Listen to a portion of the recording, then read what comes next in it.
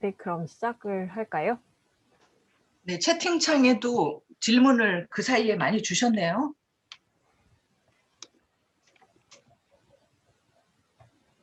첫 번째 질문은 네, 배의 모든 부분이 교체되었더라도 그 배는 여전히 바로 그 배인가?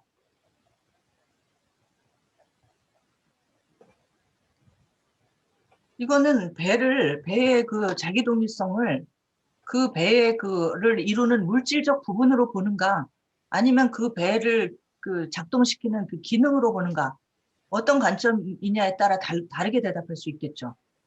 그래서 그 그리스에는 이오니아 학파라고 이 세상의 그 원리를 물질적인 걸로 보는 학파가 있잖아요. 그 학파에 따르면 이거는 그 배가 아니게 되겠죠. 그게 아니라 이제 피타고라스처럼 구조가 중요하다. 플라톤도 그렇고, 플라톤, 피타고라스는 구조죠, 구조. 중요한 것은 물질의 그 어떤 물질적 재료를 쓰던 간에 중요한 것은 수적인 구조다라고 얘기한다면 그건 그 배는 여전히 바로 그 배가 되겠죠. 베르그손 같으면 어떠냐?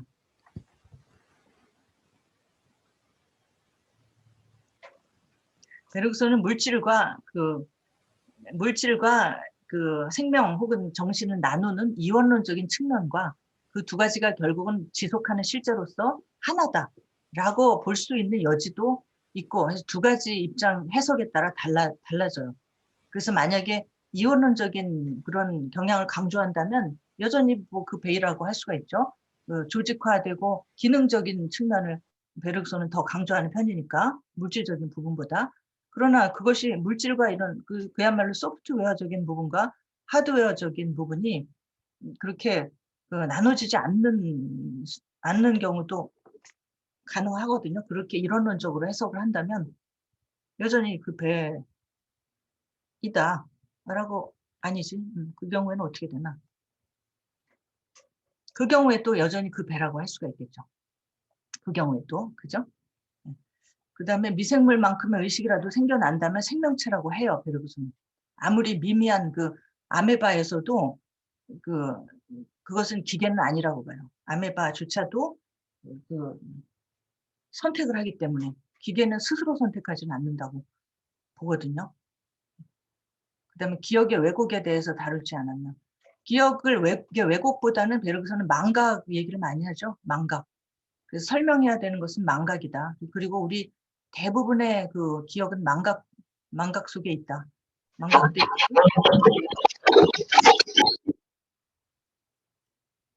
다시 한번 말씀해 주세요. 상태가 좀 안 좋았죠? 네.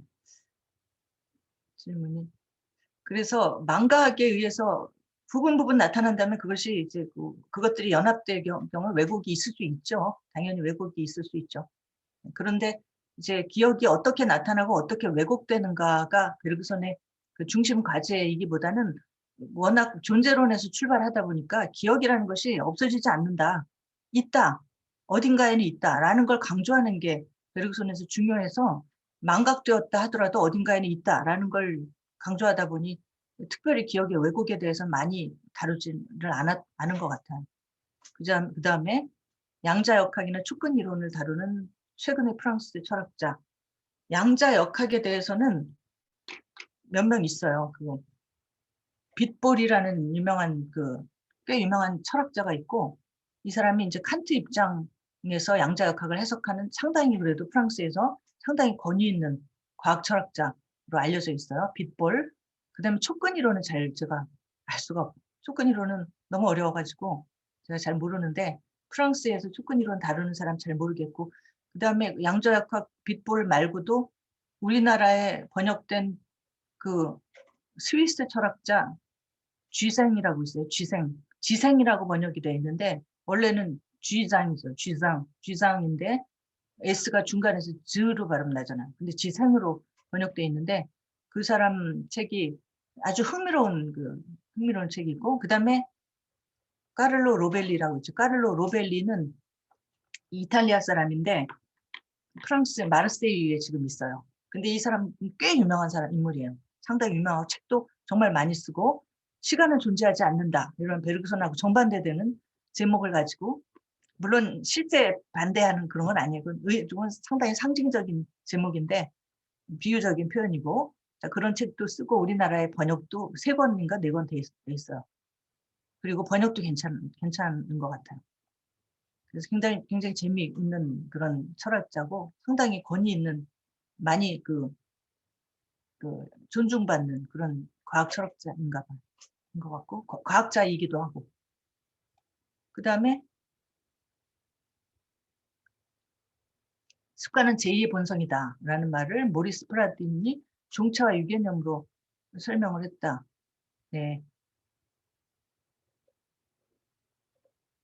이게 조금 오래돼가지고 저도 이쪽 부분을 잘 안 봐서 좀 잊어버렸는데, 습관은 제2의 본성이다라고 하면 아리스토텔레스가 인간은 이성적 동물이다라고 할 때처럼, 동물이다 그러면 이것은 유개념이고, 이성적이다 그러면 이성적이다 그러면 이게 이제 종차라는 것, 그런 것과 이제 비유해서 습관은 제2의 본성이다라고 하면 습관은 본성이다라는 말이 유개념이고 제2의라는 말이 뭐예요?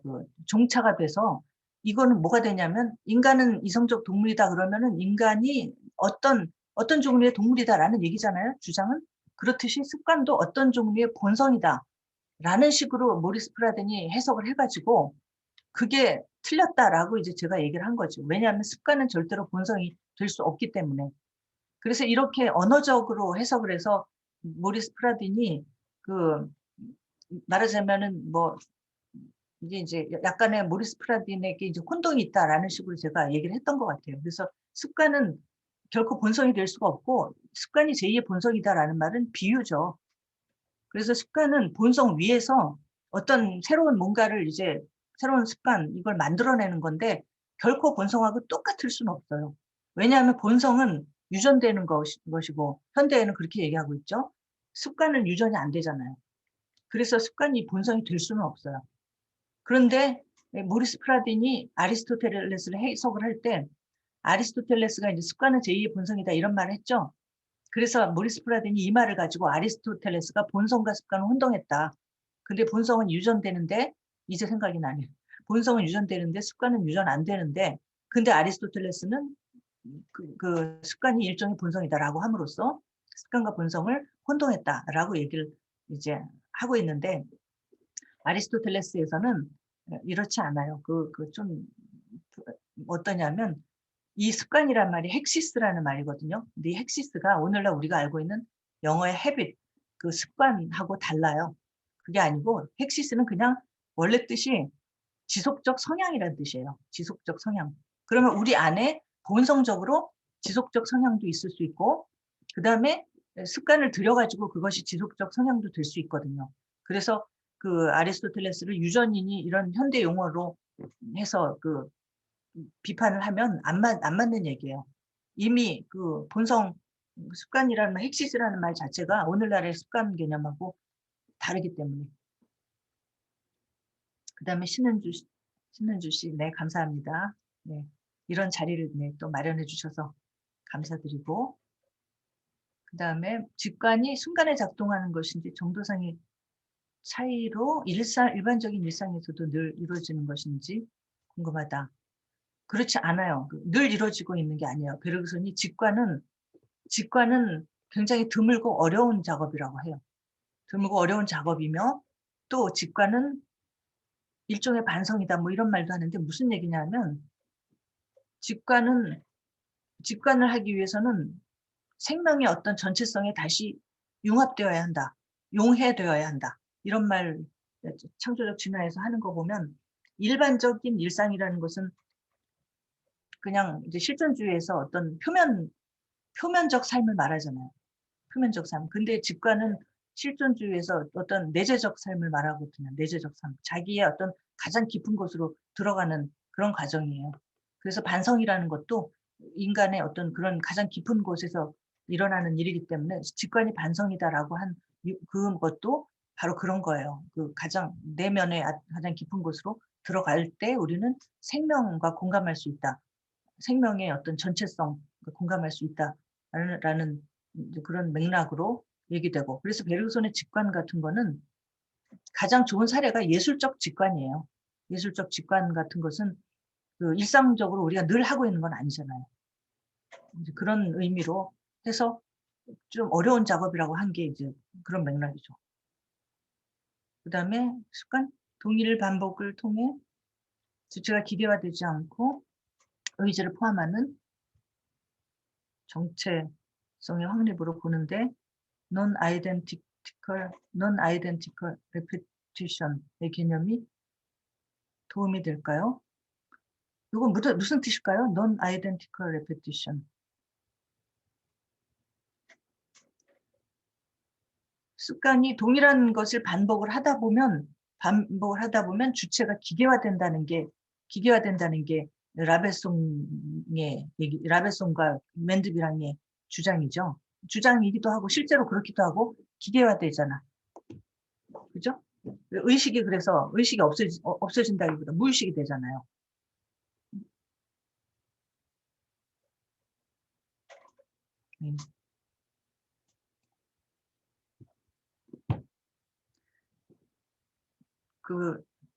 어때요?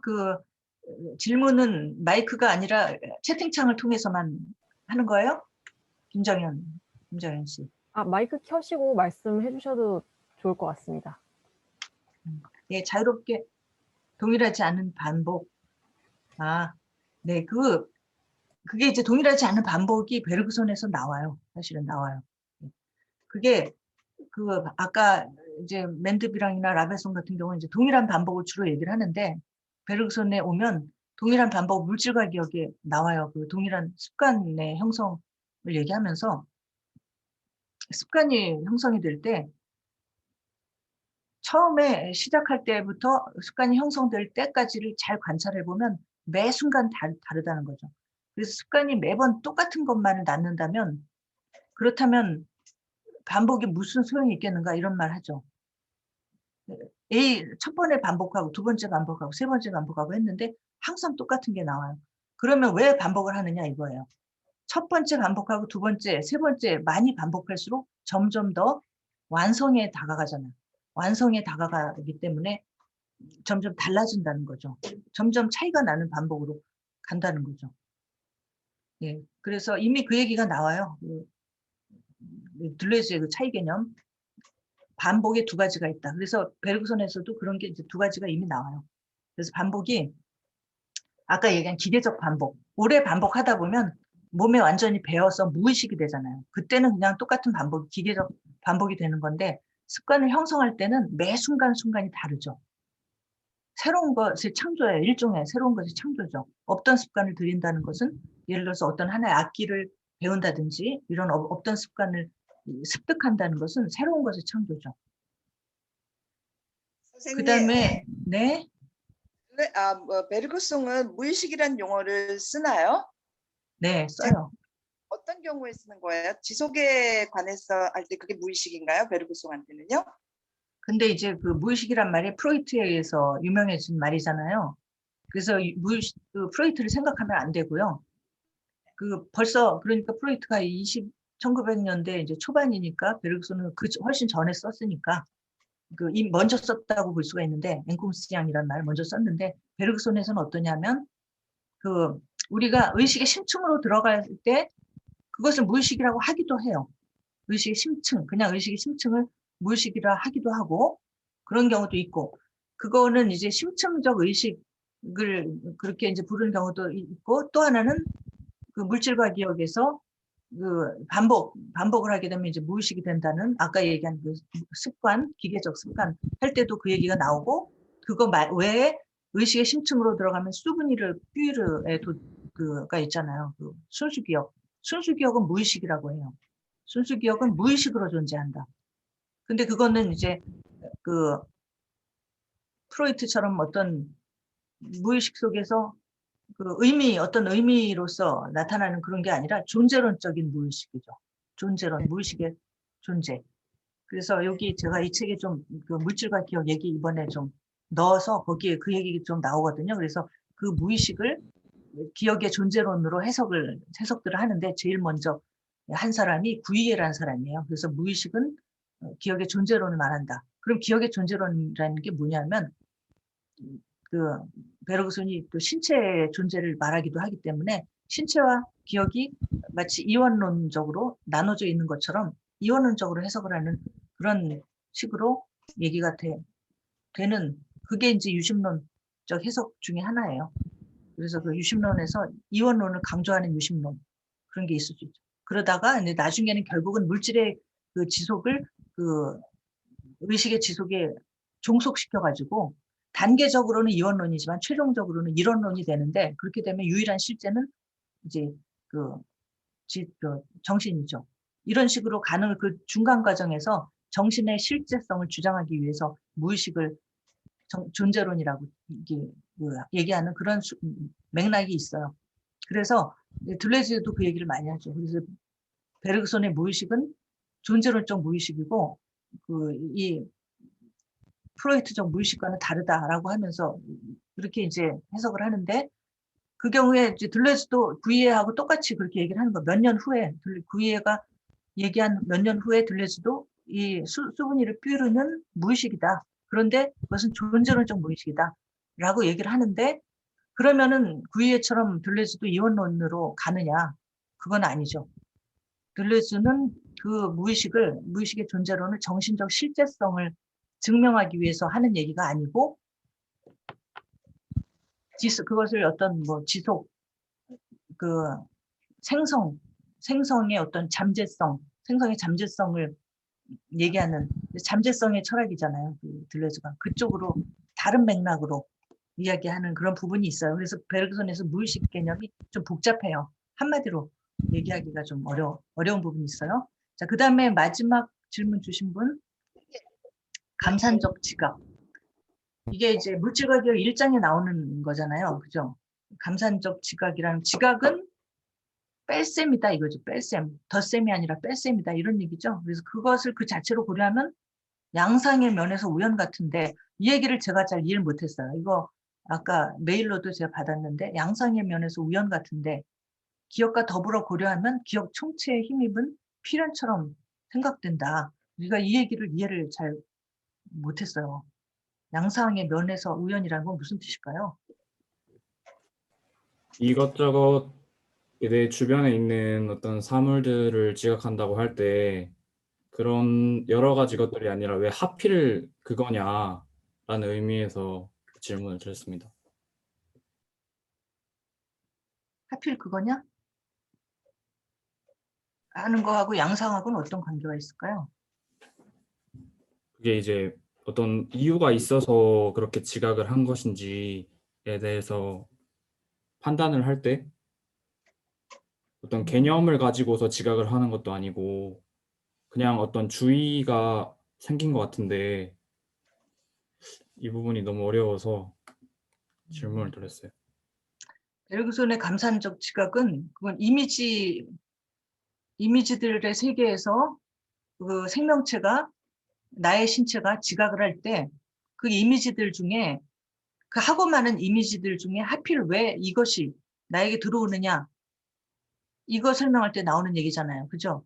그래서 원리적으로는 지각은 우리 신체는 이 우주의 전체 이미지 중에 하나이기 때문에 모든 이미지들은 서로 간에 상호작용을 주고받기 때문에 그 중에 특별히 어떤 하나가 특별히 다른 것과 상호작용할 이유가 없다.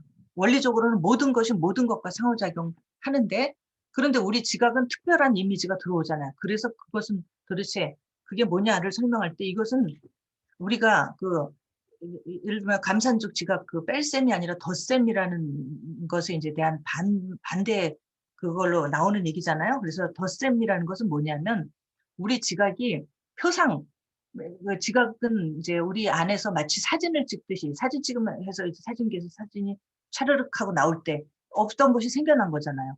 그렇듯이 우리 뇌 속에 없던 표상이 하나 머릿속에 떠오른단 말이죠. 그런 것이 이제 일종의 그 덧셈적 지각이에요. 그래서 없던 표상을 만들어내는 것이다라고 대부분의 심리학과 그 근대 철학에서 그렇게 얘기를 해왔는데 그게 아니라 지각은 그렇게 되면 이것은 아까 이제 근대 철학에서 말했듯이 주체는 그냥 가만히 있어야 돼요. 수동적으로 있고 밖에 있는 것이 나한테 들어와야 돼요. 들어오기 때문에 그것이 내 머릿속에 하나가 뭔가가 새로운 표상이 생기는 건데, 베르그손은 그 전제를 부정하잖아요. 그 전제를 부정하고 그 원래부터 존재하는 것은 운동이죠. 그래서 나의 이 모든 이미지들은 이미지들의 기본 속성이 운동이에요. 그냥 가만히 있지 않아요. 그래서 그 근대 철학을 전제를 부정하는 거죠. 근대 철학은 나도 가만히 있고, 이미지들도 가만히 있고, 가만히 있는 것이 나에게 이제 인상으로 들어오면 표상으로 나타나고 이건데, 그게 아니라 나도 운동하고, 이미지들도 운동하고, 이렇게 해서 이 모든 것이 다 운동 중에 있고, 그래서 모든 이미지들이 서로 간에 상호작용을 하는데, 왜 내가 그중에 특별히 어떤 이미지를 마치 표상처럼 하나로 어떤 특권적인 것으로 지각을 하는가? 이것은 사실은 나는 모든 이미지를 지각하는 게 맞는데, 그 모든 이미지를 다 제거한다 이거예요. 다 감산한다 이거예요. 감산하고 하나가 남는다 이거예요. 그 나머지가 나의 지각 속에 들어온다 이거죠. 그래서 감산이라고 하는 거예요. 그런데 우연은 아니고, 그것이 양상의 면에서 우연은 아니고, 거기에 어떤 신체의 그 작용이 들어가요. 그 신체라는 것은 선택을 하잖아요. 그 선택이라고 하는 작용이 이제 들어가는 거예요. 어떻게 대답이 됐나요? 네, 감사합니다. 그다음에 습관은 자기 동일성이 성립될 수 없는 무기계에서는 형성되지 않는다. 무기계는 이제 무기물질, 그냥 물질이라고 하면 되는데, 이게 inorganic 시스템, 무기계. 그래서 물질계를 말하고, 이게 그 라베송 시대의 이 물기계라는 것은 이제 관성의 법칙을 따르는 물질계를 말해요. 지금 관성의 법칙은 그 거기서는 습관이라는 게 형성될 수가 없고, 오로지 관성이라고 하는 법칙에 따라 모든 것이 움직이죠. 법칙과 습관은 다르다는 거죠. 왜냐하면 이제 운동하던 물체가 우리가 외력을 가하지 않는 한은 계속 운동을 하잖아요. 근데 그게 습관이에요? 습관이 아니라 그 물체의 본성이죠. 관성이라는 본성을 가지고 있죠. 거기에 어떤 자기 본성과 좀 다른 어떤 뭔가가 들어가가지고 이것이 그런 어떤 성향을 자기 안에 심어가지고 그것이 일정 기간 지속돼야 그게 습관이에요. 그런데 물체는 그런 걸 할 수가 없다는 말이죠. 생명만이 그런 현상을 가지고 있고, 생명은 그 수용성과 자발성이라는 게 있기 때문에 어떤 자극을 주면 그 자극을 전유하는 그런 특징을 가지고 있어요. 그래서 그 자기식으로 전유해서 일정 기간 동안 성향으로 가지고 있어요. 그래서 그것을 잠재력이라고 해요. 가능태라고 하는 거죠. 그래서 생명만이 그런 가능태를 가지고 있어요. 그리고 습관을 받아들일 수 있는 가능성이 있고, 생명은 또 습관을 형성을 하면 자기 안에서 어떤 성향으로서, 가능태로서 가지고 있어요. 가지고 있다가 필요하면 그 습관을 행동으로 나타내고 하는 거죠. 이런 게 다 생명만의 특징이라는 거죠. 그 다음에 천의 구원을 제가 자세히 안 봤어요. 그래서 어느 출판사 버전이 가장 잘 돼 있는지 잘 몰라요.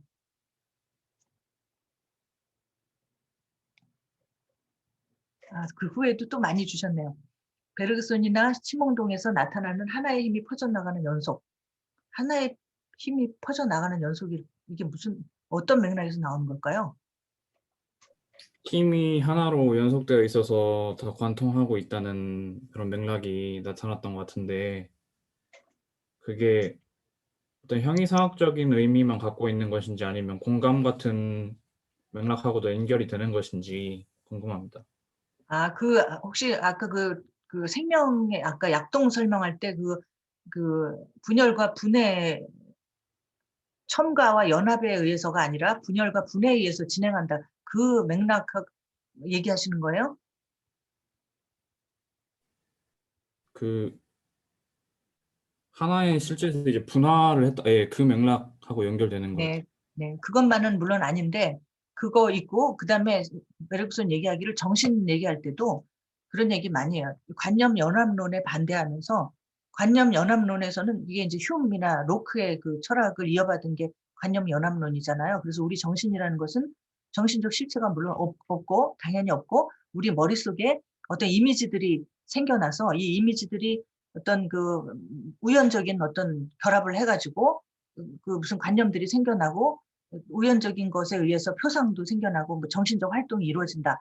이 생각에 대해서 이 진화든 아니면 우리의 심리적인 작용이든 간에 어떤 이미지와 같은 요소들이 모여가지고 연합해서 어떤 현상을 만드는 것이 아니라 어떤 하나의 힘이 스스로 분해되면서 나타나는 것이다. 이런 식으로 얘기하죠. 그래서 그 정신도 원래 정신이라는 것은 단일한 것이기 때문에 그 단일성이 분해되면서 어떤 관념이라든지 이런 식으로 나타나는 것이지 그 어떤 관념들이 모여가지고 정신이 이루어지는 것은 아니다. 그다음에 생명의 약동도 생명 자체가 어떤 그 아주 미생물부터 어떤 작은 어떤 원자들 이런 것들이 결합을 해서 생명이 되고 뭐 종이 되고 뭐 이런 것이 아니라 어떤 힘이 이렇게 그 폭발해서 이런 거대한 힘이 이렇게 분열되는 과정이 생명 진화의 과정이다. 뭐 이렇게 이제 설명을 하잖아요. 그게 이제 거기에 여러분이 잠재성 개념을 생각을 하셔야 돼요. 그럼 뭔가가 터진다라고 하는데 도대체 뭐가 터진다는 얘기인가? 그거는 현상은 다양하잖아요. 현상은 여러 가지가 있죠. 다양체죠. 현상이라는 것은.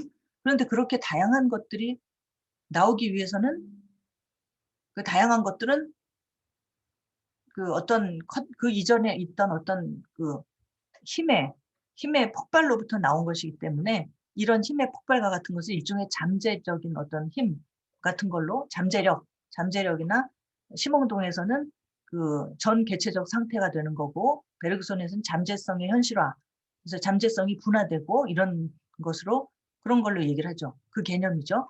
그것이 퍼져나가는데 그 한참 기원을 따지다 보면은 아리스토텔레스의 가능태에 이르러요. 가능태 개념. 디나미스를 가능태가 디나미스죠. 디나미스는 뭐냐면 그 뭔가로 되고자 하는 힘이에요. 뭔가로 될 수 있는 힘이에요. 그리고 이제 진료는 가능태고 형상은 현실태다 그러잖아요. 그래서 그 진료로서의 가능태가 이제 형상의 힘을 입어서 현실태로 되는 과정이 운동이고 생성이고 이렇잖아요. 그런데 그러니까 아리스토텔레스는 현재 존재하는 것만 가지고는 현재 그 만물을 설명할 수 없기 때문에 그 배후의 어떤 원리를 가정을 하는데 그 원리를 가능태로 놨고 그 가능태가 현실화로 되는 과정이 형상 원리에 따라서 가능태가 이제 현실태로 된다. 즉 진료가 이제 자기 형상을 찾아가는 과정이다. 이런 식으로 만물의 존재 구성을 설명을 하잖아요. 그런데 이제 베르그손이나 심홍동으로 오면 형상을 인정하지 않잖아요. 형상이라는 게 본질인데 너무 많은 전제죠. 형상이라는 것은 본질이 이 세계에 이미 주어졌다. 아까 데카르트가 정신적 실체, 물질적 실체가 이미 주어졌다고 가정하는 것처럼 주어진 게 너무 많으면 신을 또 가정하지 않을 수 없잖아요. 그걸 누가 만들었느냐? 신이 아니라면 왜 그런 것들이 주어졌느냐? 이런 질문이 끝이 없으니까 이제 가능태라는 개념은 굉장히 생산적인 개념이에요. 그리고 여러분이 요즘 오늘날 뭐 어떤 철학자가 그런 얘기를 하는데 가능성이라는 말을 아리스토텔레스가 만약에 발명하지 않았다면 우리의 언어 생활이 얼마나 빈곤했을까? 뭐 이런 말을 한 걸 제가 봤는데 우리가 지금 당장 없는 것은 가능성으로 얘기할 수밖에 없잖아요. 근데 그거를 이제 아리스토텔레스가 창조했으나 그러나 아리스토텔레스가 플라톤의 그 제자인 관계로 형상주의에서 벗어날 수가 없었어요. 그래서 그 가능태를 이끄는 힘이 멀리서 이끄는 힘이죠. 이게 말하자면은 배후에서 이끄는 힘이 아니고 어떤 목적인으로서 이끄는 힘이 형상이에요. 형상인. 그래서 가능태가 가진 그 무한정한 힘이 형상에 종속되는 사태가 일어난 거죠. 아리스토텔레스에서는. 그래서 아리스토텔레스도 어쩔 수 없는 본질주의자가 될 수밖에 없는데 심홍동과 베르그손에 오면은 그 가능성이 형상으로부터 벗어나는 거죠. 자유로워지죠. 그래서 그 가능성, 잠재력이 무엇이 될지 모르는 힘이에요. 그래서 그것이 예측 불가능성의 원동력이 되는 거예요. 예측 불가능성이 되고 심홍동에서는 전 개체적 상태가 개체화가 되는 것이고 이런 식으로 퍼져나가는 그런 힘이에요. 그래서 그 모든 것도 다 인정 안 하면 좋겠지만 개념상 그 생성 철학이 생성이 되기 위해서는 잠재성이라는 게 좀 필요한 면이 있어요. 그래서 예를 들어서 A가 B가 된다 그러면 그게 생성인데 A가 B가 되고 A는 없어지고 또 B가 C가 되고 C가 없어지고 이렇게 되면 굉장히 빈곤한 생성이 되거든요. 그런데 그 생성에서 어떤 새로움이 분출된다고 얘기하려면 그 가능성이라는 게 미리 무궁무진한 가능성을 가정하지 않으면 이 또 그 예측 불가능한 무궁무진한 창조 이걸 말할 수가 없죠. 그래서 반대급부로 생겨난 개념이에요. 이 가능성이라는 게. 너무 얘기가 또 길었다. 그 다음에 생명의 도약이 분열과 붕괴를 만드는 계기. 어떤 계기로 이것이 분열하느냐? 이거죠? 가만히 있지 않고 왜 분열하느냐? 베르그손에서는 그게 이제 물질의 작용, 물질과 만나서 분열을 해요. 가만히 있으면 분열을 안 해요. 물질을 만나요. 그래서 어쩔 수 없이 이원론적인 측면이 있는 거죠. 어쩔 수 없이. 그래서 이원론의 어떤 물질의 어떤 그 기계론적 힘과 그다음에 생명의 어떤 자유, 폭발적인 그런 힘이 만나서 분열된다는 얘기인데 그러면 이제 두 개의 실체가 있느냐, 물질과 생명에. 그게 이제 나중에 통일되는 과정이 생명은 운동이고 물질도 운동이고 하나는 생성하는 운동이고 하나는 해체되는 운동으로서 그것들이 해체되는 운동과 생성하는 운동이 만날 때 이러한 폭발이 일어난다고 보는 거죠. 네. 그다음에 지속의 견지에서 개체화가 어떻게 설명되는가? 그건 또 굉장히 어려운 질문이네요. 굉장히 어려운 질문이에요. 왜냐하면 개체화는 심홍동의 주 개념이죠. 베르그손에서도 얘기가 나오긴 하는데 아까 라베송에서 물질에는 개체가 없다. 물질은 그냥 여러 가지 자연에 두루 퍼져 있는 관성적 힘이다. 생명에서 비로소 개체가 나타나고 존재자가 나타난다. 이런 얘기 아까 기억나시죠? 그거하고 베르그손의 입장하고 비슷해요. 그래서 베르그손도 물질은 어떤 힘으로서 쭉 연속되어 있다고 봐요. 연속되어 있고 생명만이 그런 연속된 어떤 흐름에서 그 흐름을 끊고 자기 나름의 개체성을 간직할 수 있다. 그게 이제 생명의 폭발의 과정이 개체들로 폭발하는 거잖아요. 종과 개체로 폭발하는데 이제 종이라는 것은 뭐 눈에 보이는 게 아니니까 보이는 것은 개체들인데 그 개체로 폭발하면서 이러한 폭발력이 존재하고 그 다음에 원래 생명이라는 것은 단일성이기 때문에 단일성이라는 것은 자기를 이렇게 결합하는 힘이에요. 그래서 마지막에 그 창조적 진화 3장에 보면 이런 얘기가 있어요. 그 생명은 그 하나로 뭉치려는 힘과 그리고 폭발하려는 두 힘 사이에서 줄타기를 하는 거, 줄다리기를 하고 있는 것 같다. 이런 표현이 있는데 뭐냐면 생명의 도약은 퍼지는 힘이죠. 그런데 퍼지면은 예를 들어 개체들이 나오는데 그 개체들이 자기들 속에서 또 퍼진다면 또 쪼개진다면 그러면 결코 하나의 개체로 설 수가 없겠죠. 쪼개지지만 그럼에도 불구하고 개체인 한에서는 자기 독립성을 유지를 해야 되잖아요. 그래서 그런 힘이 있다는 거예요. 그래서 외부의 자극을 받아들이고 자기 나름의 자기 독립성을 만들고 그게 아까 그 지속 얘기할 때 시간 속에서 계속 변화하고 요소들이 이제 과거의 것이 사라지지 않고 남아 있으면서 요소들 사이에 운동들 사이에 어떤 유기적 조직화가 이루어진다. 이런 얘기 나왔었죠. 그게 의식의 그 지속이잖아요. 유기적 조직화, 상호 침투하면서 유기 조직화한다. 그럼 이 유기 조직화라는 것은 뭐냐면 생명이 자기 스스로를 조직화하는 기능, 이거하고 상당히 유사한 거죠.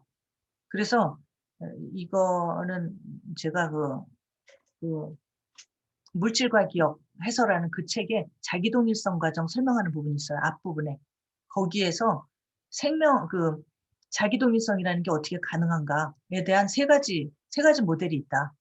경험론 모델이 있고, 그다음 데카르트 모델이 있고, 베르그손 모델이 있다. 데카르트는 수학적 모델이어서 그 자체로 하나의 기하학적 본질이 딱 주어지면 그 자체로 완벽한 자기동성이 딱 주어지듯이 이런 게 이제 데카르트의 실제라면 경험론은 모든 게 원자처럼 흩어져 가지고 우연에 의해서 이합 집산하는 이런 형태의 자기동일성이고 생명은 뭐냐면 자기 스스로 자기의 동일성을 만들어내는 거야. 일종의 자기 조직화 같은 거죠. 그래서 베르그손의 그 자기동일성은 그런 생명적인 모델이다라고 얘기를 했고 여기서 이제 자기동 개체화는 생명에만 있고 생명 자체가 그런 이질성을 통합하는 그런 기능이에요. 그렇게 정의가 돼요. 생명이라는 것은 이질성을 통합하는 기능이다. 그리고 의식에서는 여러 가지 그 의식의 요소들이 시간 속에서 스스로 서로에게 이제 서로를 참조하면서 유기조직화되는 과정이죠. 그래서 의식과 생명이 그 유비적이라는 거예요. 비슷한 방식으로 지속한다는 거죠. 그래서 이것은 일종의 자기조직한 모형으로 생각하시면 될 것 같아요. 개체화는. 그 다음 질문이 노력 개념의 재정의의 변증법적 전개라는 건 무슨 뜻일까요? 노력 개념, 변증법적 전개? 배종규님 계신가요? 그러니까 어떤 처음에 노력 개념이 있고 또 그것을 재정의하고 또 발전되고 이런 그런 과정이 있었는가 그게 궁금해서 질문드렸습니다. 아, 처음에 나온 노력 개념이면은 맨드비랑에서 노력 개념 말씀하시는 거예요? 예, 예. 이게 노력 개념이 그 맨드비랑에서는 그 자체가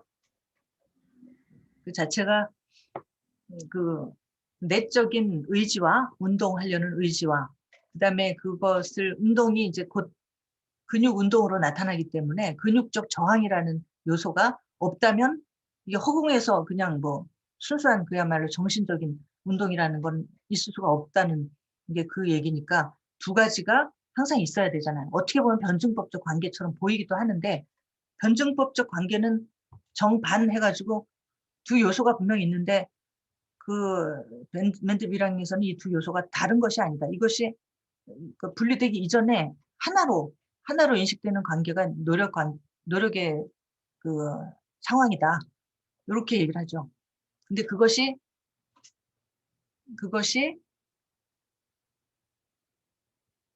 거기다가 변증법적이라는 말을 붙일 수 있을까? 그건 잘 모르겠네요. 그것을 라베송이 아무튼 그 부분을 조금 수정을 해요. 그래서 이제 근육적 저항 뭐 이런 부분을 다 그 신체 내의 수동적 부분으로 다 해가지고 생기론이 포함하는 그런 부분으로 얘기를 해서 그 생기론과 그 생리적 현상과 그 의지적 현상이 분리되지 않는다라고 그 두 가지를 같이 묶어가지고 노력 개념의 정의 속에 집어넣어서 그렇게 해서 의지와 생명을 연속으로 만들어버리는 거거든요. 그렇게 이제 바꾸는 과정이 있고 그 다음에 베르그손으로 가면 노력 개념이 베르그손에서는 어떻게 되느냐 하면 특별히 그것을 정의하지 않고 그 베르그손에서도 이제 그 의지 개념은 중요한데 의지라는 개념이 베르그손에서는 맨드비랑 식의 노력은 아니에요. 그건 아니고 어떤 좀 더 심오한 어떤 욕망 같은 거, 디자이어 같은 식으로 의미가 좀 변화가 있어요. 그리고 그것이 이제 생명의 어떤 어떤 생명의 충동, 엘랑 비탈 이런 거하고 연결이 돼요. 그래서 노력이 의식적 노력만이 아니라 무의식적인 노력까지 포함하는 생명적인 약동 이런 식으로 변형이 돼요. 그래서 그거는 변증법적 전개라는 말을 어떻게 하느냐에 따라서 이게 어떻게 여하튼 각 철학자에서 조금씩 달라지는 건 사실이죠.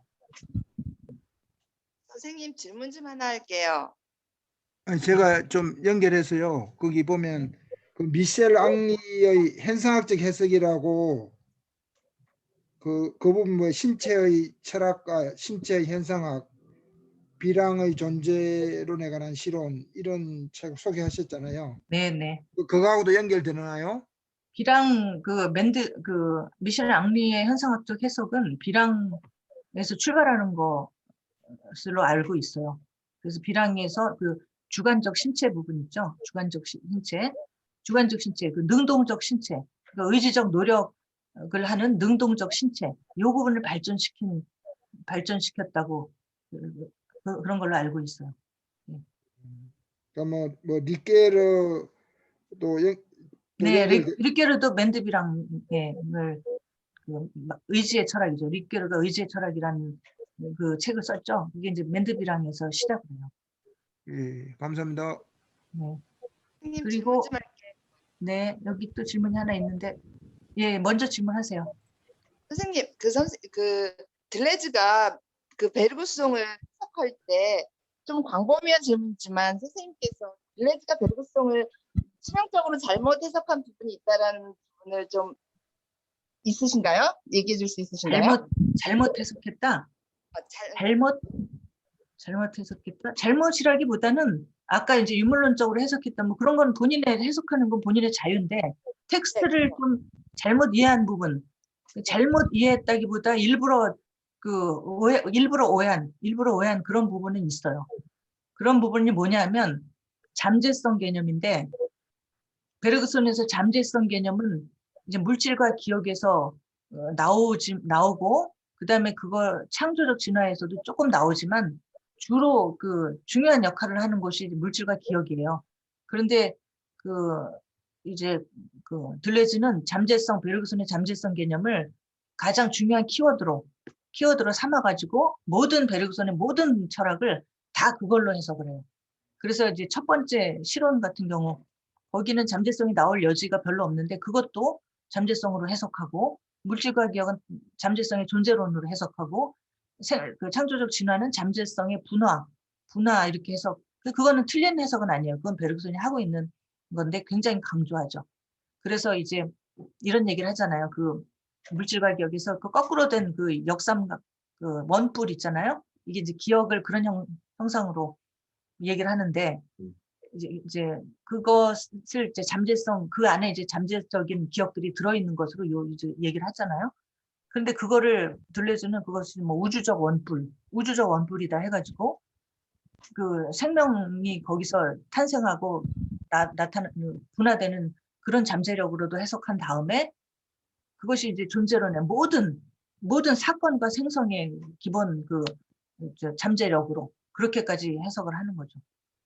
이 우주적 원뿔 이것을.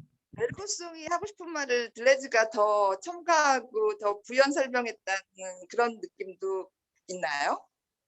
그렇게도 얘기할 수 있어요. 예. 그러니까 만약에 베르그손을 자연적으로 거기서 유심론적 색채를 없애고 싶다면 들레즈가 상당히 그 부분을 잘해놓은 거죠. 일관되게. 들레즈는 상당히 일관돼요. 근데 베르그손에는 아까 제가 이중적이라고 한 그런 약간 나쁘게 말하면 모순적인 부분이 있어요. 그런 모순을 해소한 거죠, 들레즈가. 전문가님한테 정말 이렇게 들레즈가 베르그송을 그렇게 오해한 부분이 있나 그게 궁금했어요, 선생님.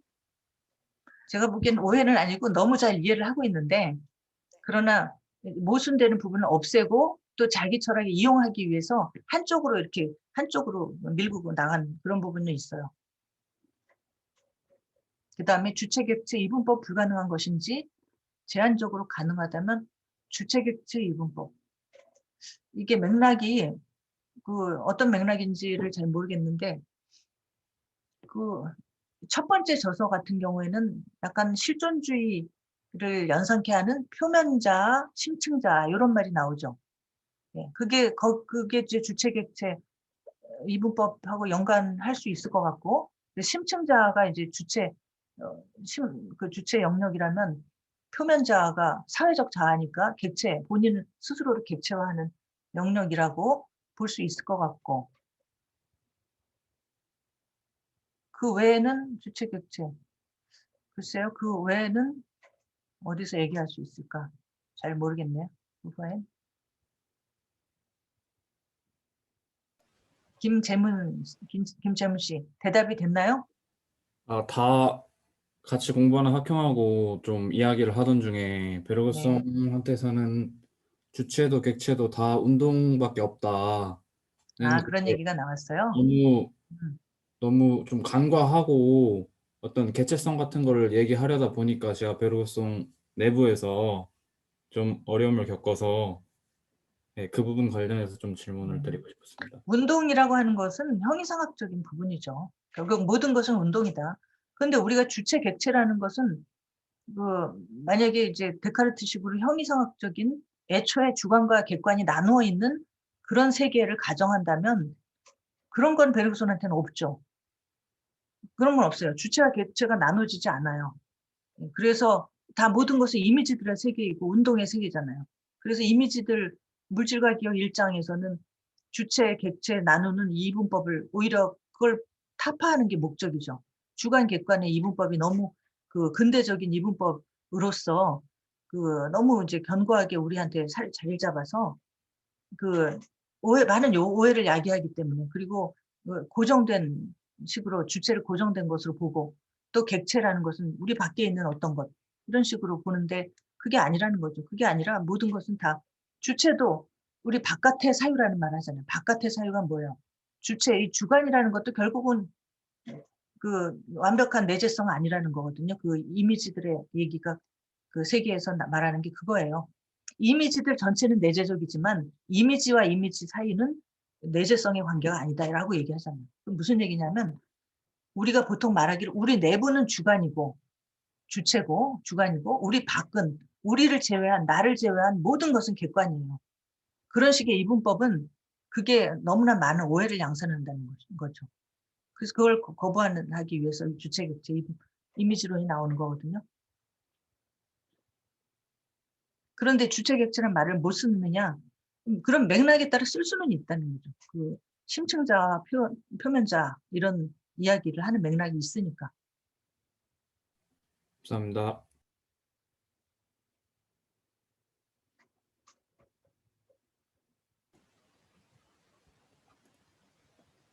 네, 더 질문 없으신가요?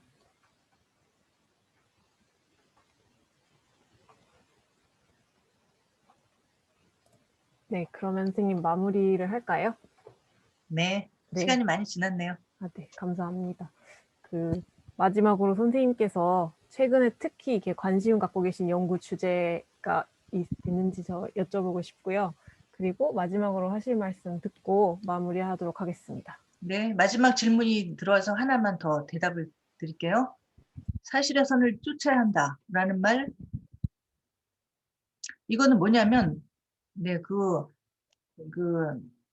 베르그손이 합리론의 어떤 경직된 부분, 또 경험론의 경직된 부분, 이것을 비판하는 과정에서 나오는 표현이에요. 사실의 선이라는 게. 아까 직관 얘기도 나왔는데 그거하고도 좀 맥락이 닿고 뭐냐면 합리론은 이제 지성으로 세상을 보다 보니까 지성의 틀이 절대적인 게 돼요. 그래서 감각조차도 무시하고 수학적인 어떤 이성적인 그런 틀, 법칙 뭐 이런 것으로 세상을 보고 그런 것이 진리라고 보죠. 이제 그런 것이 그 그물이 너무 엄격해서 진짜 중요한 사실은 다 빠져나간다는 거죠. 그다음에 경험은 어떠냐? 경험은 합리론보다는 좀 더 경험에 충실한 걸로 보이긴 하지만 그러나 그 경험이 또 상당히 인위적인 경험이라는 거예요. 우리가 그 흉에서도 흉이 얘기하는 감각 경험이라는 게 이제 관념으로 이제 되는 과정도 보면 이걸 원자처럼 생각해요. 그래서 감각이 우리가 감각 경험을 하면 머릿속에 이미지로 남고 그것이 이제 관념이 되는데 이 이미지 같은 것을 고정된 어떤 걸 생각을 하고 그 흉 자신이 내가 정신세계인 뉴턴이 되겠다라고 얘기를 하잖아요. 그래서 뉴턴의 원자론, 그 당시 뉴턴이 원자론적인 생각을 하고 있었거든요. 그래서 이미지들이 마치 원자처럼 내 그 정신의 재료가 되고 그것들이 우연히 결합하고 하면서 이제 그 정신적 표상이 나타난다고 이제 이야기를 하면서 그때 그럼 감각 경험이라는 건 뭐예요? 감각 경험의 단위가 이미지가 되는 거잖아요. 그런데 이미지 그런 식으로 고정된 이미지가 과연 있느냐? 베르그손은 이제 그걸 의심하는 거죠. 우리가 이 이미지라는 것도 마치 원자처럼 고정된 실체를 가정하는 것처럼 보이는데 실제 존재는 베르그손에 따르면 흐름이거든요. 흐름. 그래서 그런 식의 경험론도 결국은 이 경험은 가공된 경험이다 이거예요. 그래서 굳이 베르그손의 표현으로는 그거죠. 그 기성복이다. 기성복. 맞춤복 아니라 기성복이다. 그래서 기성복으로 세상을 내가 맞춰서 딱 나에 맞는 옷을 입어야 하듯이 그 세상을 우리가 판단하고 파악하고 할 때 진짜 그것이 보여주는 바를 사실 자체를 파악을 해야 되는데 그것은 직관의 경험, 그걸 바로 직관의 경험이라고 불렀고 그리고 이제 그 이성이나 감각이라고 하는 틀 이것이 가지는 그 경직성을 버리고 사실 그 자체를 파악을 해야 된다. 그때 사실의 선을 쫓아야 된다라고 얘기하고 그런 능력이 바로 직관의 능력이에요. 그다음에 흑그룹프망 베르손이 안 나오고 그건 들레즈 용어예요. 흑그룹프망 흑구프망 아니다 나올 것도 같은데 그 단절 꾸뿌라는 말은 많이 나와요. 자른다. 이거는 뭐냐면 우리 지각이 세상을 이렇게 잘라서 본다는 거죠. 그래서 그 좋은 표현은 아니에요. 자연적 선을 그대로 쫓아가는 게 아니고 마치 고기를 그 결을 따라서 그 자르듯이 좋은 요리사는 고기를 결에 따라 자른다라고 하잖아요. 플라톤이. 그게 이제 사실의 선을 쫓는다는 것의 비유고 그런데 그거를 이제 그 칼을 가지고 그냥 결과 상관없이 마구 자르는 거예요. 예. 이게 흑구구망이에요. 그래서 그 경험론자들이나 지성 합리론자들이 하고 있는 작업이 그런 거라는 거죠. 마구 자른다. 감사합니다. 이해가 너무 잘 됐습니다. 네. 네. 그리고 마지막 내가 관심 있는 부분을 얘기하는 거죠. 요즘은 제가 과학 철학에 관심이 많아요. 그래서 아까 양자 역학 그 프랑스의 양자 역학 그 이론과 소개해 달라고 하신 분도 있었는데 그 까를로 로벨리 뭐 지생 뭐 이런 사람 이라든지 그래서 왜냐하면 이제 베르그손이 나중에 드브로이하고 서신 교환하면서 현대 과학 그때 이제 양자 역학이 막 태동하고 있었잖아요. 그 태동하는 양자 역학의 물질관이 나의 물질관과 유사하다고 베르그손이 얘기를 한 적이 있거든요.